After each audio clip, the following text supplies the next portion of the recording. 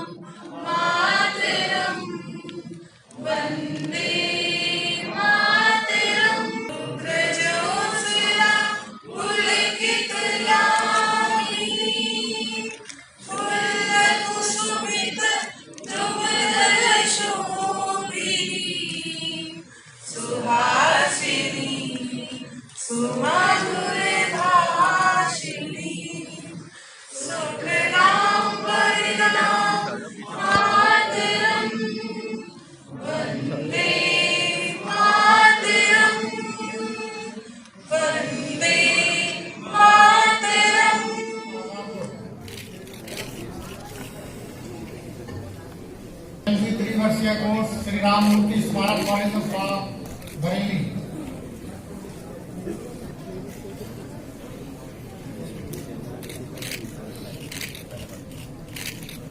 छात्र अपने अच्छे मुकाम पर है। वर्षिका सोलंकी MA सैन्य अध्ययन विज्ञान बरेली कॉलेज बरेली।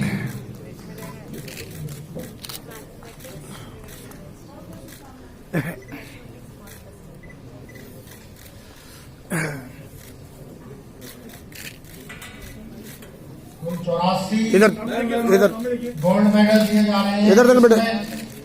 84 में से कुल 70 गोल्ड मेडल छात्राओं के नाम है, जो लगभग 83% बैठता है। सिमरन शर्मा MA संगीत साहू रामस्वरूप,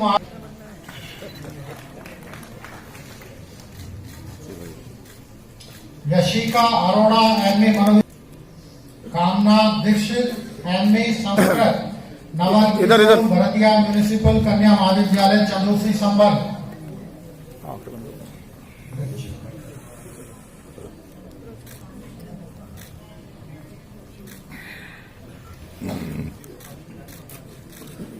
इधर देख। धीरज कुमार MA समाजशास्त्र।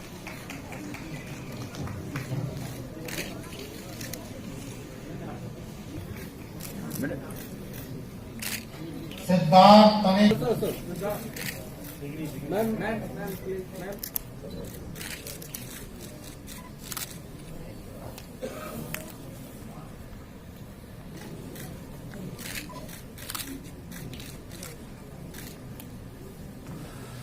Rishabh Mittal MCom Dhampur degree college Dhampur Bijnor. पीछे जाइए।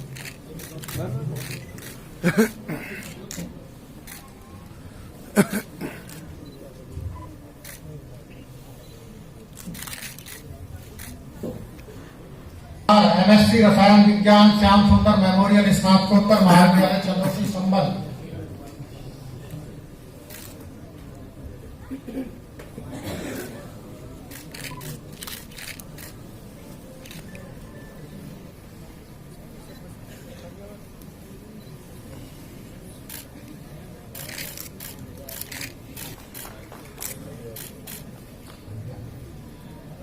और बीच में नहीं, थोड़ा बीच पीजी कॉलेज धामपुर।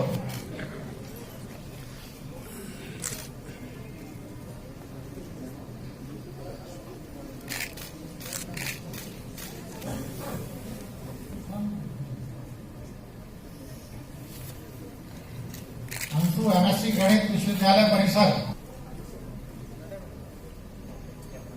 बेटा बाल से चेहरा छुप रहा है। KG K college Moradabad.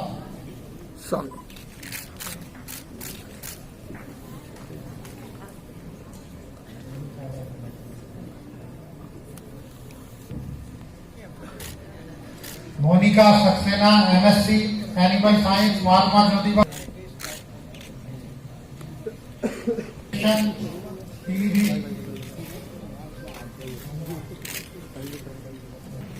निधि शर्मा एमएससी जंतु विज्ञान Gandhi Faizan PG college. Shiv Om Chauhan MSc रसायन विज्ञान ज्योतिबा फुले रोहिलखंड।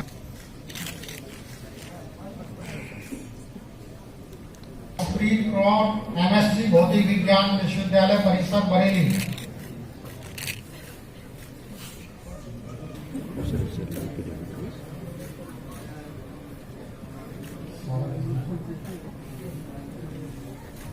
दीक्षा Mathur Sara Rizvi MD MS SRM Sharma MD प्राचीन इतिहास महात्मा ज्योतिबा फुले रोहिलखंड विश्वविद्यालय परिसर। मैडम एक मिनट थोड़ा सा फोटो नहीं। चलो चुप। विश्वविद्यालय परिसर बरेली। अनुज चौहान एमए बरेली। क्या कर रहे भाई? Faizia B MEd Bareilly college Bareilly. अंग्रेजी विश्वविद्यालय परिसर बरेली।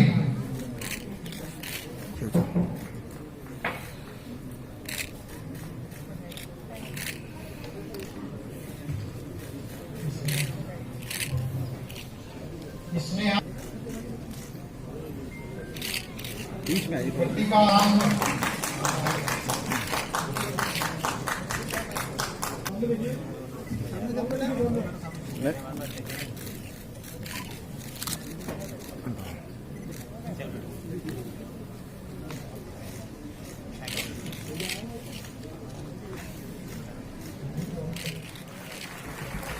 थोड़ा सा Prabhjot Kaur BCom computer Disha institute of science and technology Rampur BCom computer.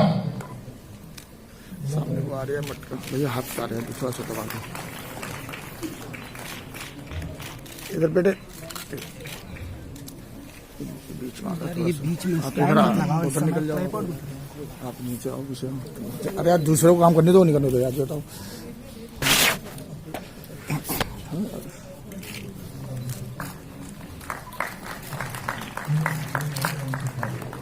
Zainab Khan BCom honours Jagdish Sharan Hindu स्नातक। Jyotika Preeti BDS Kotiwa dental college and research centre Moradabad. Divyanshi Shukla BEd विश्वविद्यालय परिसर शिक्षा एवं सहबद्ध विज्ञान संकाय विश्वविद्यालय परिसर। दिवांशी वर्मा महात्मा ज्योतिबा फुले रोहिलखंड विश्वविद्यालय परिसर बरेली की छात्रा bachelor in hotel management course. Anchal Singh BPEd कक्षा के लिए रुमपड़ी महाविद्यालय लोधीपुर राजपूत मुरादाबाद।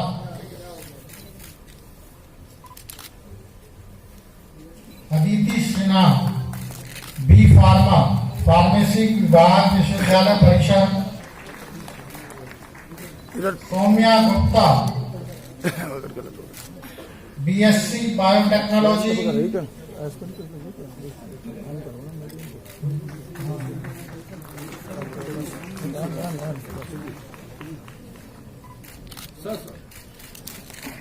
इधर देख लें बेटा।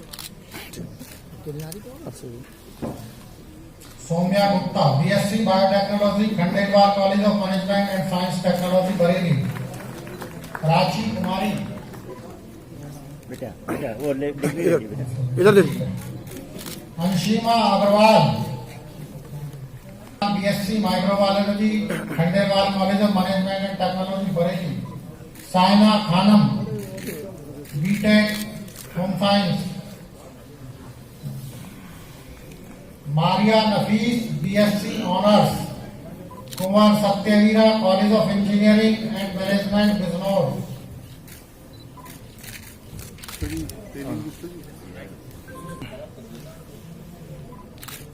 शीतल वर्मा बीटेक इलेक्ट्रॉनिक्स, इधर देख बेटे।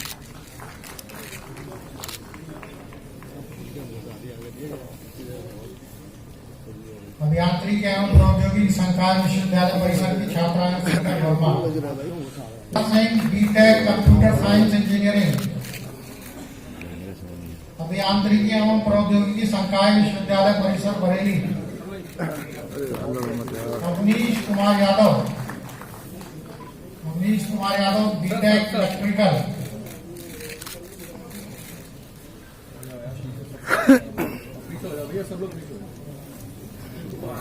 King Shukla BTech chemical engineering की छात्रा, अभियांत्रिकी एवं प्रौद्योगिकी संस्थाएं विश्वविद्यालय परिसर एवं प्रौद्योगिकी संकाय विश्वविद्यालय परिसर इधर बेटे।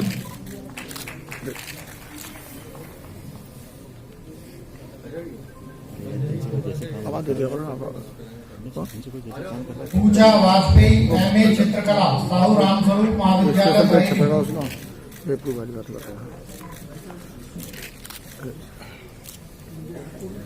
बीच में आ रहा है ना, ये करिए हमारे तुझे बीच में आ रहा है।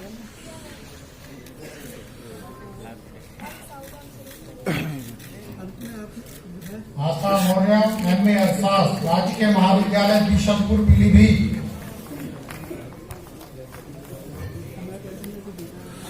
अरे क्यों लड़ रहे हो? सुनीता कुमारी एमए शिक्षा शास्त्र Dixit college of higher education Nasrat Nagar Kanpur, कृषक महाविद्यालय निगोही शाहजहांपुर,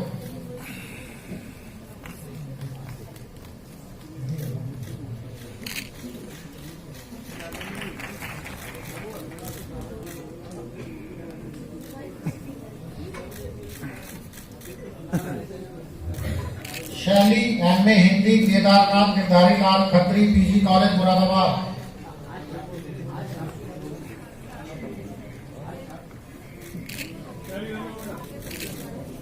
इधर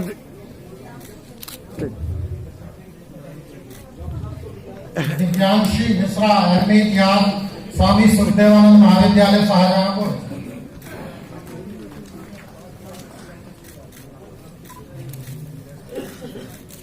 इधर अर्चना गुप्ता एमए गृह विज्ञान स्वामी सुखदेवानंद महाविद्यालय शाहजहांपुर,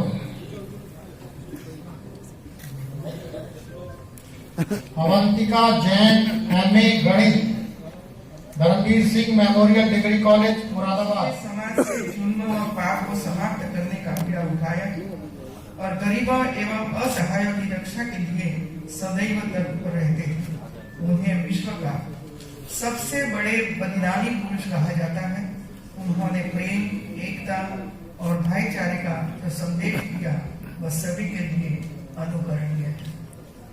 मित्रों, पौराणिक पांचाल क्षेत्र जैन परंपरा के महत्वपूर्ण तीर्थ स्थल तथा 1857 के स्वतंत्रता संग्राम में अहम भूमिका निभाने वाले इस रुहेलखंड की भूमि में भारतीय संस्कृति एवं सभ्यता की अनेक विशेषताएं संरक्षित है।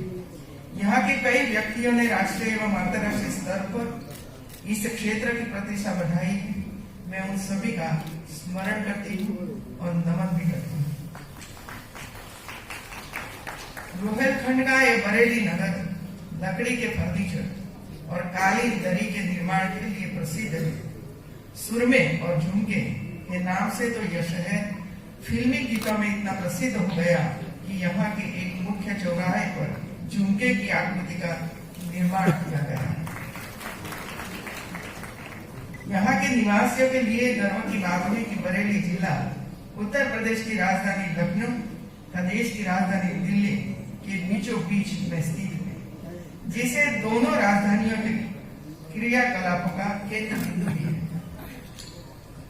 जो मिलने वाली सरकारी जॉब। और इसी वजह से हमें ये हिसाब से हमें सोचना पड़ेगा कि मैं क्या कर सकता हूं, मेरे में क्या क्वालिटी है, क्या जरूरत है लोगों को। ये सब सोचकर आप करिए। और दूसरा, ये चाट पानी पूरी अभी बंद करोगे, बराबर है? क्योंकि 2023 की साल पूरा विश्व मिलेट वर्ष के रूप में मनाने के लिए आगे बढ़ रहा है, मिलेट के रूप में। तो मिलेट पहाड़ों में भी होता है, हमारे किसान करते थे पहले, बाजरा उगाते थे, ज्वार उगाते थे, कई ऐसे धान थे और लोग खाते थे, बीमारियां कम होती थी। और इसी वजह से मैं होम साइंस और होटल मैनेजमेंट के जो स्टूडेंट्स हैं वे लोगों को ये कहना चाहती हूँ कि मिलेट में से जितने व्यंजन बन सकते हैं इतने व्यंजन बनाइए और G20 देशों के जो प्रतिनिधियों इधर आए उनको खिलाइए, और उसमें एक बॉक्स भरकर दीजिए कि ये हमें बाजरा में से ये थेपले बनाए हैं या तो बाजरे में से ये बनाया है और इसमें कितना विटामिन और कितने तत्व है उनको पता है, हमें भी पता। और इसी वजह से ये ऐड होना चाहिए। और आपने जो रेसिपी बनाई है वो रेसिपी लिख कर दीजिए यूनिवर्सिटी को और उसका बाइंडिंग करवाइए और एक रेसिपी की बुक साथ में बनाइए, तो और हमारी महिलाएं और हमारी बेटियां इसके हिसाब से व्यंजन बनाकर घर में खिलाएंगी और एक व्यवसाय हो जाएगा भाई, आपका एक व्यवसाय हो जाएगा। तो एक दिशा में कोई यूनिवर्सिटी काम करे और करेगी, और ये मीटिंग में क्या क्या यूनिवर्सिटी को करना है ये आपको करना पड़ेगा। और साइन करने से कुछ भला नहीं होने वाला, लेकिन इसके साथ लेक्चर्स आदान प्रदान हो, हमारे स्टूडेंट वहां जाए, वहां के स्टूडेंट इधर आए, पढ़े, हॉस्टल में रहे, हमारे विद्यार्थियों के साथ बैठे, हमारा कल्चर देखे, हमारी परंपरा देखे, हमारा आध्यात्मिक स्थान देखे, हम दिखाए उसको कि ये भारत है हमारा। देखिए विदेशों में 18 साल का बच्चा होता है तो उसको चला जाता है घर छोड़कर। हम तो हमारे विद्यार्थियों को, हमारे बेटे बेटियों को 30-30 साल तक PhD तक करवाते, डॉक्टर बनवाते, तब तक उनका खर्चा परिवार उठाता है, परिवार उठाता है। ये भारत में है, बाकी दुनिया के कोई देश में नहीं है, ये भारत में है।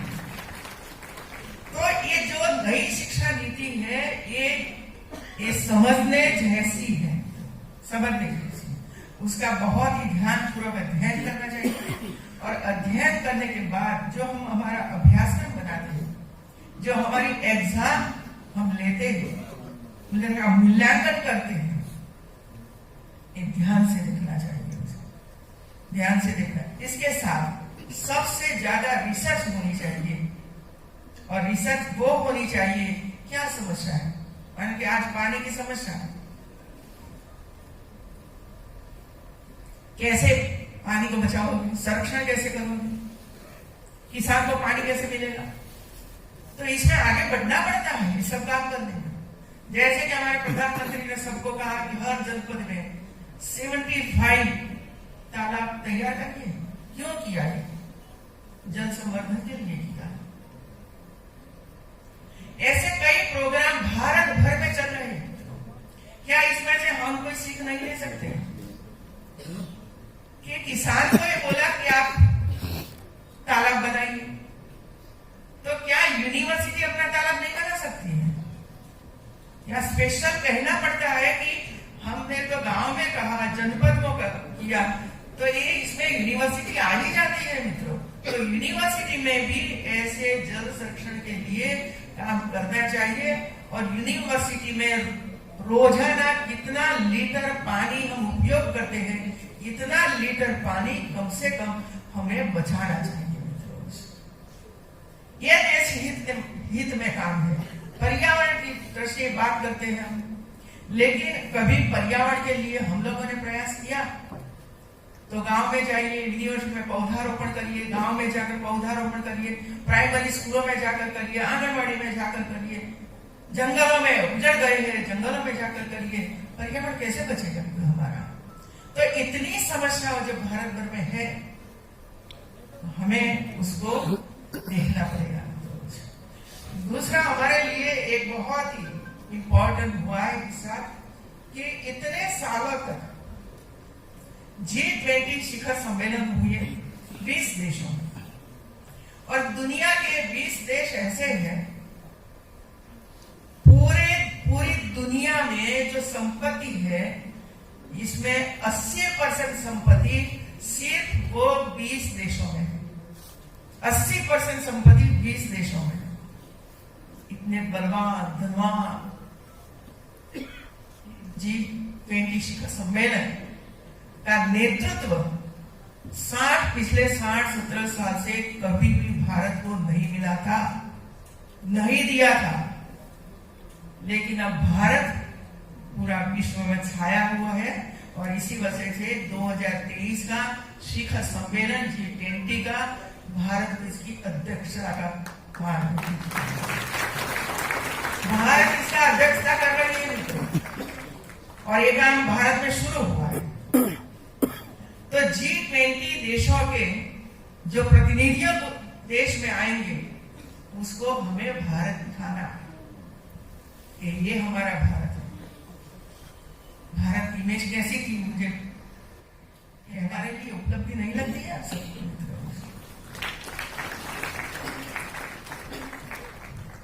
अब हम जब एक साल नए साल में प्रवेश कर रहे हैं, 2 साल के बाद 2023 की साल शुरू होगी, तो मुझे लगा कि भाई हम लोगों ने 2022 में क्या उपलब्धियां हासिल की है, और ये देखना ही पड़ेगा। हर व्यक्ति को भी ये देखना पड़ेगा कि मैंने एक साल तक क्या किया, नया क्या किया।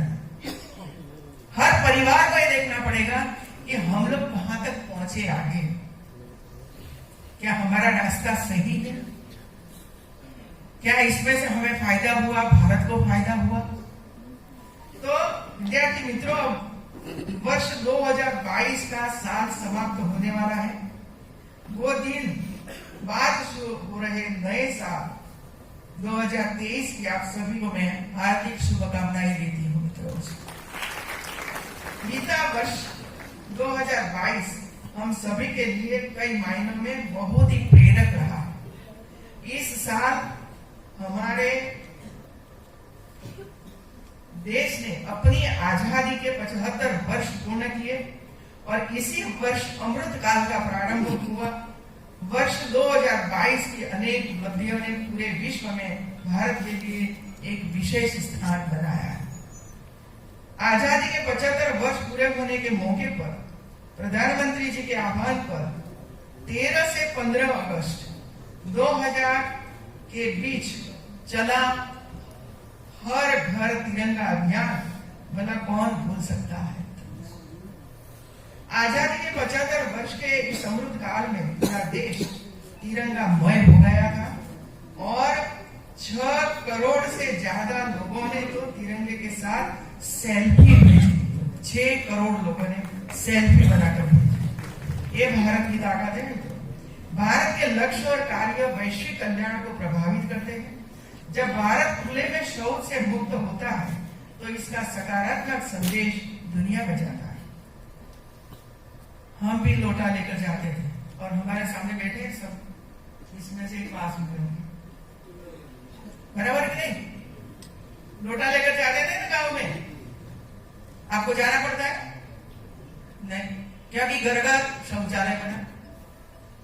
और 2014 के 15 में जब प्रधानमंत्री जी ने लाल किले पर से बोला कि हम घर घर टॉयलेट बनाएंगे, तब उसकी इतनी टीका करी थी लोगों ने। लेकिन महिलाओं का दर्द किसी ने नहीं सुना। रात की रात देखनी पड़ती थी कि रात हो, अंधेरा हो जाए, इसके बाद हम बाहर खुले में जाकर शौच क्रिया करके वापस आते थे। इतने सालों तक वही परिस्थिति रही मित्रों। एक प्रधानमंत्री ने तय किया कि घर घर शौचालय होना चाहिए और एक अभियान चला और घर घर शौचालय बना। कितनी बीमारियां दूर हो गई, कितनी बीमारियां दूर हुई, सुरक्षा कितनी हुई है, ये तो जिसने भोगा है ना उनको पता है, आपको पता नहीं। दूसरा टीबी, हम कहते हैं कि हमारा यूपी बड़ा देश, बड़ा राज्य है, लेकिन टीबी का पेशेंट कितना है कभी सोचा? टीबी के पेशेंट कितने हैं? सबसे ज्यादा यूपी में, क्योंकि सबसे ज्यादा आबादी यूपी में। ये अभियान चल रहा है मित्रों, टीबी के मरीज को गोद लेना, उसको थोड़ा सा खाना पीना कर देना और 6-8 महीने तक उसकी देखभाल करना, स्कूल में जाए, पढ़े और आगे बढ़े, इसके लिए पूरा अभियान भारत में चल रहा है। और 2025 तक हमें भारत को टीबी मुक्त बनाना है, टीबी मुक्त बनाना है, और ये अभियान बहुत जोर शोर से चल रहा है। International solar alliance global warming के खिलाफ भारत की सौगात, अंतर्राष्ट्रीय योग दिवस की पहल तनाव दूर करने की भारत की देन है। भारतीय